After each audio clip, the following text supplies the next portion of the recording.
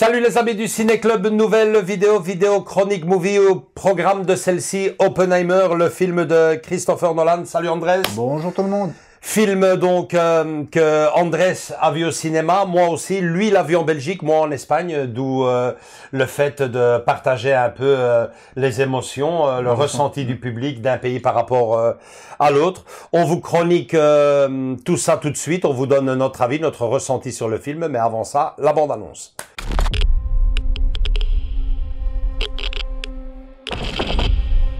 Il s'agit d'une urgence nationale. Détonateur amorcé.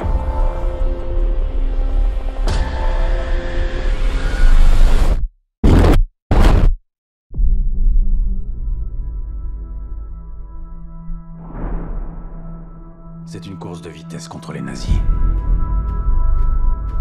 Et je sais ce que ça impliquera.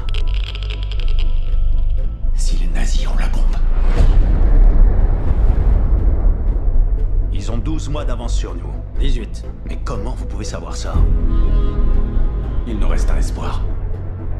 En réunissant ici toute la puissance industrielle et l'innovation scientifique de l'Amérique. Dans un laboratoire secret. Personne n'en sortira avant que ce soit fini. Allons recruter des scientifiques. On construit une ville, vite. Et on laisse les chercheurs venir avec leurs familles, sinon on n'aura pas les meilleurs. Pourquoi on irait s'installer dans un trou perdu pendant je ne sais combien de temps? Pourquoi? Si je vous dis que c'est l'événement le plus important de l'histoire du monde. Tu as un grand don d'improvisation, mais ça... Tu ne peux le sortir de ta tête. On estime qu'il y a un risque en appuyant sur ce bouton de détruire le monde. Le risque est proche de zéro. Le risque est proche de zéro. Qu'espérez-vous de la théorie brute? Le risque zéro. Ça me plairait.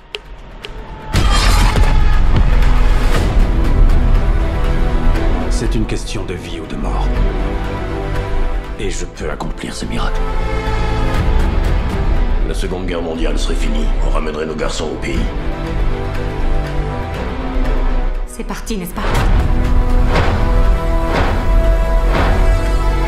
Le monde n'oubliera pas cette date. Le travail que nous faisons ici garantira une paix que l'humanité n'a jamais connue.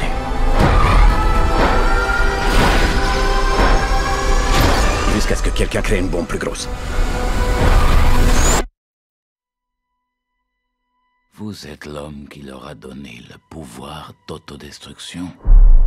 Or, le monde n'est pas prêt.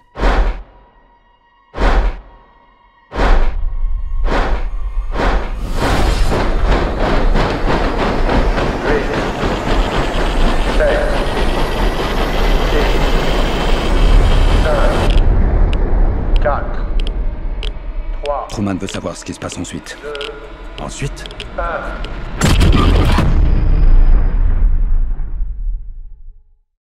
Ok, donc Oppenheimer, film de Christopher Nolan.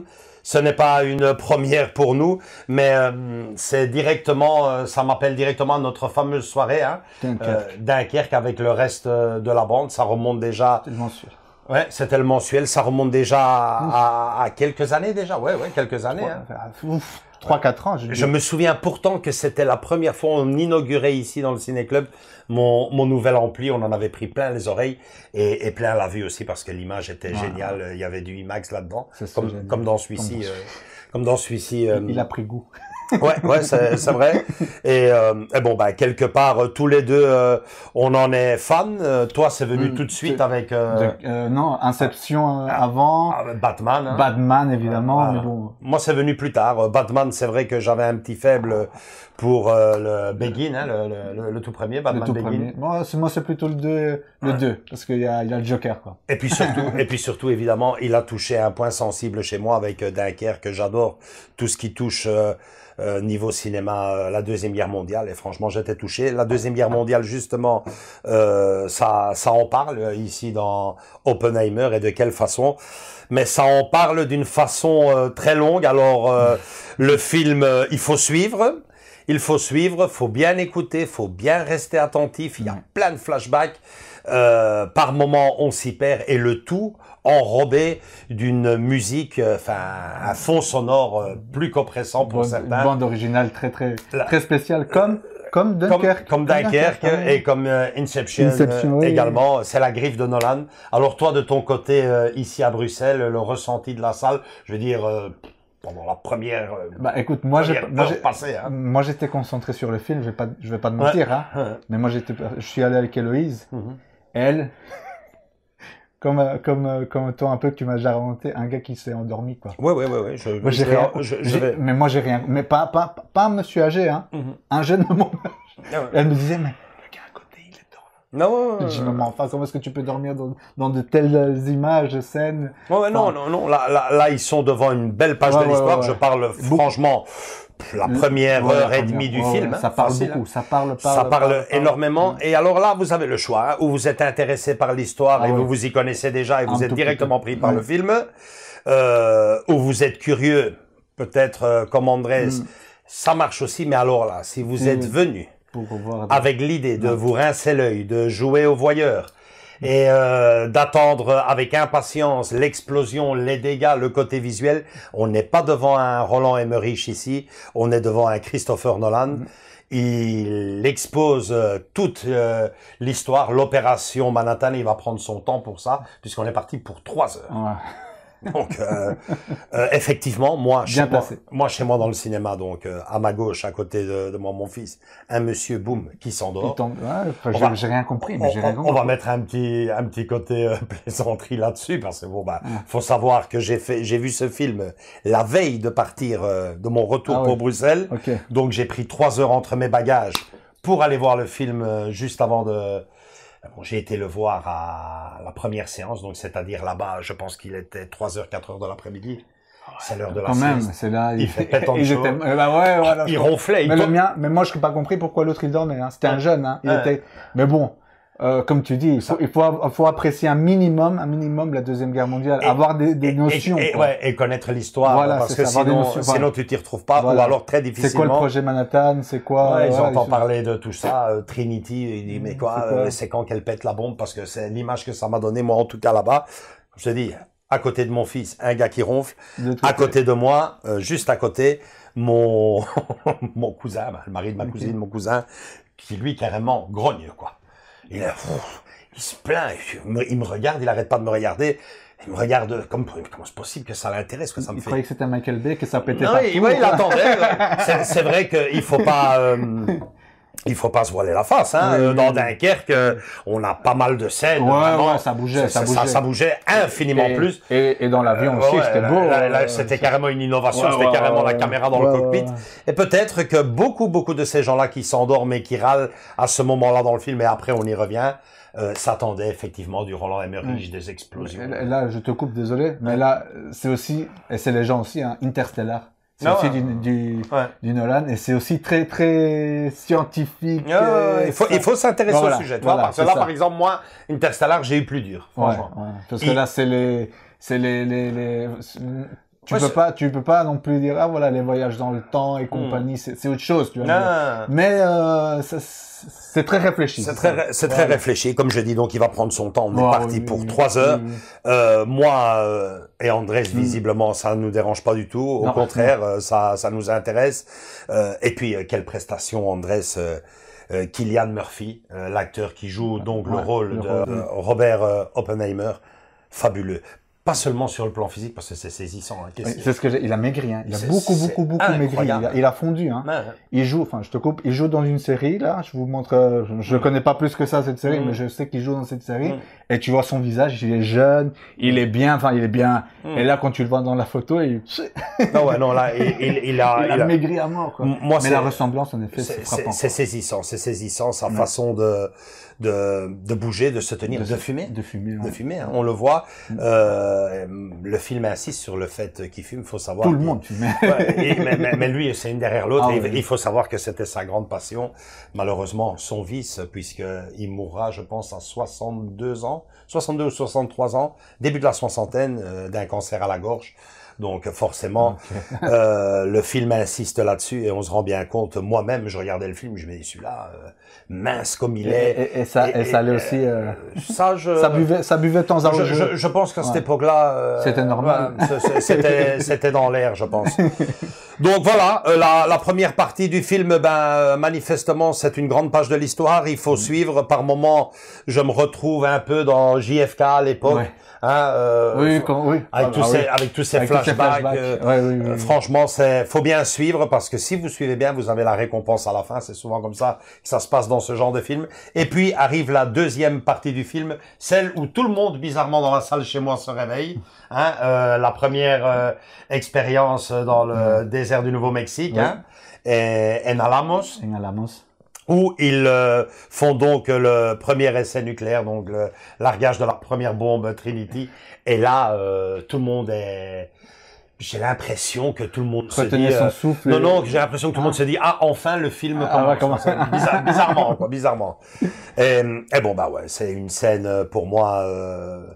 c'est peut-être la scène, je veux dire... qui tape à l'œil. C'est la scène la plus spectaculaire peut-être du film. Quand on voit ça, on se dit, qu'est-ce qui va venir derrière? On en revient tout de suite, parce qu'on se dit, si là déjà, c'est waouh. Après, qu'est-ce qui va venir derrière? Juste deux petites anecdotes sur ces fameux tests. Sur ces fameux tests, le premier, on l'évoque dans le film. Si tu l'entends bien, mais on n'insiste pas trop dessus. Donc l'histoire dira, et il le dit aussi, l'histoire dira que plus de 70 scientifiques qui travaillaient donc dans l'opération Manhattan ont envoyé après donc les essais, en voyant les résultats, ont envoyé une pétition au président Harry Truman pour lui dire de stopper parce que leur bombe, à l'image du professeur Frankenstein, leurs créatures, leurs monstres les dépassaient. Et bon, voilà, c'est vrai que le film l'évoque, mais c'est dommage, je trouve que... Non, moi j'ai pas fait attention à la fameuse lettre. Non, je pense qu'il y a un moment donné, il vient et que il lui dit, fiche-moi la paix avec ça. Mais moi je croyais qu'il le recevait en héros puisqu'il était déjà... bien, tu vois, il était déjà bien connu. Et... L'histoire, avec un grand H, dira ça. Puis un petit clin d'œil aussi, moi, bêtement, mon côté cinéphile, c'est un peu mon côté gamin quand j'ai vu cette explosion. Figure-toi que je une petite parenthèse comme ça, un peu pour déconner, mettre un petit sourire dans cette vidéo quand même. J'ai directement pensé à Indiana Jones dans le crâne de cristal. Il devait être dans le coin, caché dans son frigo. C'est ce que tu rigoles, mais Héloïse à ce moment-là n'avait pas encore vu cette partie-là d'Indiana Jones parce qu'elle a vu que les 3 premiers. Et je lui dis, je me retenais parce que j'étais là, mais Indiana, il est là dans son frigo. Franchement, bêtement, c'est ce qui m'est revenu. Exactement. Et j'ai partagé la petite anecdote avec le cousin qui s'est mis à rigoler. Ouais, à rigoler. Il fait, c'est vrai en plus, c'est vrai, ouais. Donc, voilà, plus sérieusement maintenant, le film donc, le film se poursuit donc avec le largage des 2 bombes atomique. Et là, nouvelle déception. Moi, j'ai l'impression qu'il y a beaucoup de personnes qui venaient vraiment avec un côté voyeur dans ce film. Ils s'imaginaient vraiment que on verrait la scène, une bonne demi-heure de carnage. Ça, c'est selon chacun. Je pense que Christopher Nolan a voulu garder le côté pudique de la chose. On ne le voit pas, mais il nous fait comprendre vraiment l'étendue des dégâts. C'est ce que j'allais dire. Il y a des archives justement de tout ça et je crois que en effet c'est ça en fait. Il a voulu garder un peu de respect, un peu de se dire écoutez, tout le monde sait ce qui s'est passé, pourquoi le mettre à l'écran en plus. Imaginez-le vous, c'est tout, et on en reste là. Et pas besoin d'imagination, on tape sur internet et vous trouvez quelque part il nous le fait comprendre dans le film et il nous le montre aussi quand il fait la conférence de presse devant tous ces journalistes que l'on voit tous ces flashs. C'était un peu ça. Exactement. Tous ces journalistes brûlés. Exactement. Mais lui, je crois que il savait depuis bien longtemps que ça allait se passer comme ça. Et celui qui savait encore avant lui, c'est notre ami Einstein. Tu le voyais qu'à la fin, il était fâché, triste. Il avait tous ses sentiments en même temps. Il voulait ça, mais en même temps, il pouvait pas dire oui, on le fait. Et il était triste. Tu le voyais à son... Tu te rappelles quand il part fâché et que l'autre, il revenait? Non, on comprend à la fin du film, voilà. ceux qui se sont vraiment dit. Mais bon, voilà, un film, moi personnellement, j'ai vraiment sublimé le film, carrément, je vous le dis comme ça, sublimé, parce que bon, bah, forcément, ça m'intéresse, je suis fasciné dans le bon sens du terme, hein, par le cinéma faisant référence à la Deuxième Guerre mondiale. Et bon, bah, je trouve que c'est une très belle image, un très beau témoignage que nous offre ici Monsieur Nolan.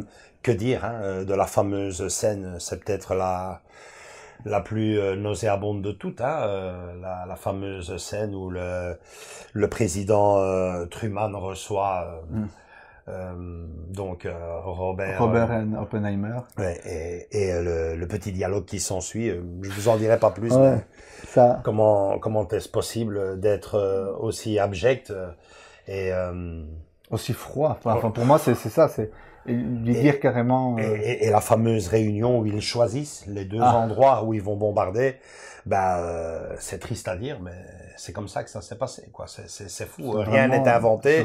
Ce n'est pas de la caricature, et il semblerait que c'est vraiment comme ça qu'ils ont choisi les deux villes qui devraient sacrifier. Pour conclure cette vidéo, moi je dirais simplement que le film rend justice. On va pas spoiler, mais bon, rend un vibrant hommage à Robert Oppenheimer, et Christopher Nolan, lui, rend hommage à la vérité, quoi, à la vérité, à ce qui s'est réellement passé à cette époque-là. Il nous fait comprendre très clairement que la bombe devait être construite à un certain moment donné de l'histoire. On imagine bien Adolf Hitler avec ce jouet en main, ce qu'il aurait pu faire, mais qu'il n'y avait plus raison de l'envoyer. Les Allemands avaient capitulé, les Japonais étaient à plat ventre. Ce n'était ni plus ni moins, ça c'est mon avis personnel, que le début de la guerre froide et une démonstration d'horreur apocalyptique de ce que les Américains avaient entre les mains et étaient capables d'utiliser. Verdict, Andrés? Verdict.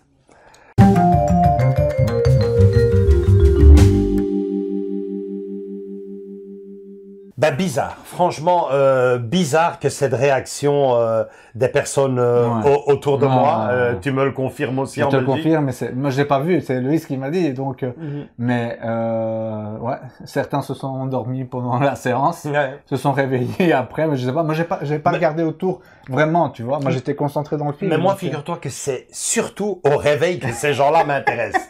À la fin du film, ils ont pioncé, ils se sont endormis, ils se plaignaient, ils râlaient, mais tous, à l'unanimité, tous sont d'accord pour dire c'est long, mais quel grand film. C'est long, mais quel grand film. Manifestement, messieurs, si vous n'avez pas accroché à la première, je vous conseille vivement de le regarder une deuxième fois, parce que tout le monde, la dernière en date, figure-toi que, comme je le dis, le lendemain, je revenais ici. Je revenais ici, je suis à l'aéroport, je vais acheter un journal, et là je tombe sur une hôtesse de l'air, elles parlaient ensemble, toutes les deux, et je parlais justement du film. Et il y en avait une des deux, elle était là, ouais, c'était franchement, non mais le film il est beau, mais franchement, non mais sérieux, magnifique, hein, il t'explique tout, hein. Quelle horreur, mon Dieu, les Américains, c'est incroyable et tout, mais c'est long, c'est insupportable. Je dis, excusez-moi de vous déranger, mais c'était bon ou mauvais? Bon, je sais pas. Je sais pas. Je dis, il faudrait peut-être le revoir. Ouais, peut-être, mais c'est tellement long. Non, voilà. Mais c'est intéressant. Non, mais justement, à chaque fois, Nolan, c'est ça. Tu dois revoir plusieurs fois le film pour bien comprendre, pour bien apprécier ces scènes. C'est du Nolan, point barre, plus rien. Non, mais c'est tout à fait ça. Inception me dit pas que tu l'as regardé qu'une seule fois. Tu as dû le regarder 2, 3 fois. Interstellar, pareil, j'ai dû regarder, sauf Batman. Moi, d'office, je dois le revoir parce qu'en plus de ça, je l'ai vu en espagnol. Je maîtrise parfaitement la langue espagnole. Je la parle et la comprends à la perfection. Mais je n'aime pas. Je n'aime pas. Je préfère ma VF ou une version originale sous-titrée. Version espagnole, je n'aime pas. Petite anecdote à ce sujet-là. C'était quand même assez bluffant pour moi parce que on voit clairement dans le film à un moment donné une petite parenthèse où on nous explique que Robert Oppenheimer a financé quelque part les républicains pendant la guerre civile d'Espagne. Donc les républicains qui étaient en guerre avec le franquisme, et on apprend dans le film donc qui finançait les républicains, et je regardais un peu autour de moi, je dis mais c'est quand même c'est bizarre parce que faut dire ce qu'il y a en Espagne, on en est bon. Il y a du temps qui s'est passé, mais la Deuxième Guerre mondiale, Adolf Hitler, le fascisme, le franquisme, ça reste quand même tabou. Et puis lâcher cette petite anecdote là au milieu, c'était assez sympa, non? Je dois être honnête, je n'ai rien entendu, mais bon, ben voilà, je dis, c'est bien de le souligner. Ça a été un chouette moment de, en effet. J'ai aimé me retrouver, à ce moment-là, dans cette scène-là, avec ce public-là, c'était assez intéressant. Et puis pour conclure, dire que je te taquine et je taquine souvent les gens autour de moi parce que je me dis ouais, j'ai eu la chance d'avoir eu une enfance dans les années 70, d'avoir eu une adolescence dans les années 80. La guerre froide et compagnie. Voilà, et tout ça. Et non, je parle souvent des années 80, tout était tellement mieux, Je dis, mais ici, il y a un truc dans les années 80, c'était que le cinéma, les blockbusters américains, les films qui faisaient référence souvent à la guerre, souvent c'était pro-américain, t'as qu'à regarder. C'était les gentils. Ah, non, mais c'était c'était carrément pro-américain. Ah. Ouais, donc voilà, c'est vrai que dans les années 80, tu voyais tous ces films-là, qui faisaient référence, donc pro-américain. On voyait Braddock qui mettait ses pieds où il voulait, le plus souvent c'était dans la gueule. Quand on voyait Rambo avec son grand couteau, la bouche de travers, faire la loi dans tout le Vietnam, tout seul, alors que toute l'armée n'y est pas arrivée. Ouais, c'est ça. Quand on regarde l'Aube rouge, là, on est un peu plus loin. Des films qui ont marqué mon enfance et que j'ai pris énormément de plaisir. Ou alors, sans faire référence à la guerre, Rocky IV, on voit ça, ça frôle le ridicule par moment, le combat à Moscou. Mais bon, voilà quoi. Là, ici, on tombe sur des réalisateurs. Heureusement, il y a eu, même dans les années 80, des films qui ont évoqué la vérité. Je pense notamment à Platoon ou Né un 4 juillet, pour ne citer que ces deux-là, quoi.